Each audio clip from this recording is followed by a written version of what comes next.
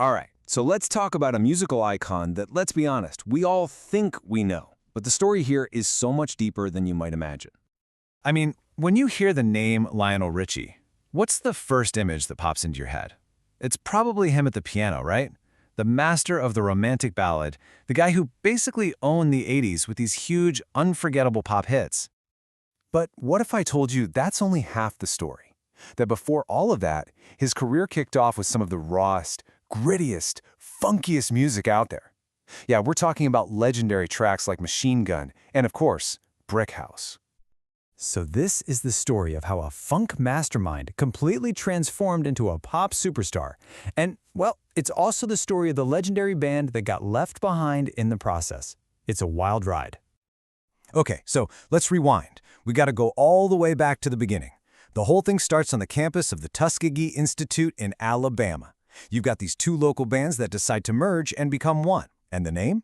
The story goes that one of the guys just opened a dictionary, pointed at a random word, and boom, the Commodores. And right from the start, the Commodores were kind of like two bands in one.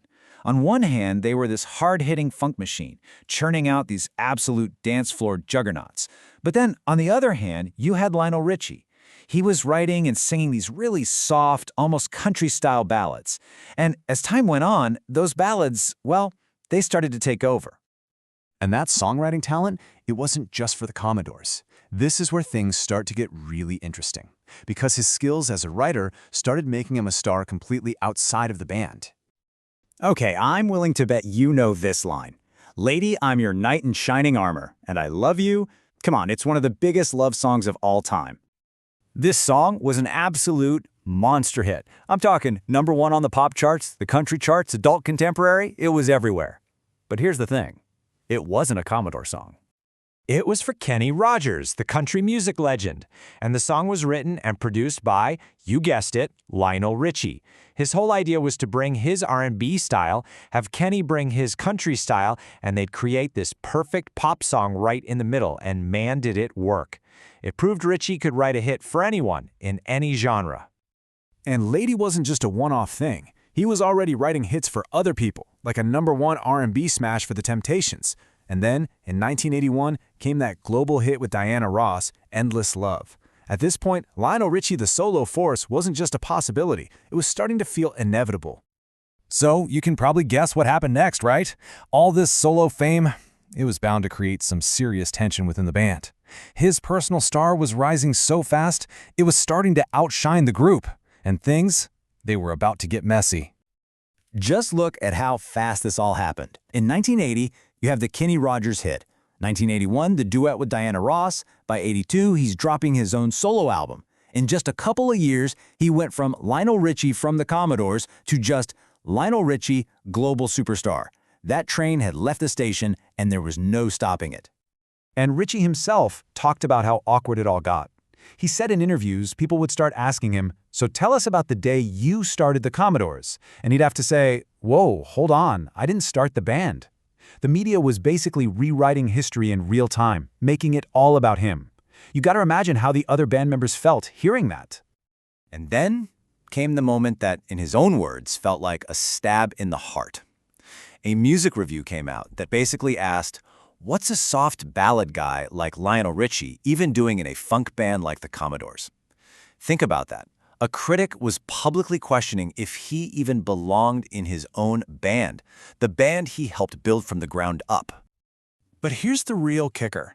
It was the band, the other members of the Commodores, who told him to go do a solo record. They saw all the pressure, all the media focus, and they suggested it. Now, they probably thought, okay, he'll go do this thing and then come back. But that's not what happened. That solo record was a massive hit, and it became pretty clear he wasn't coming back.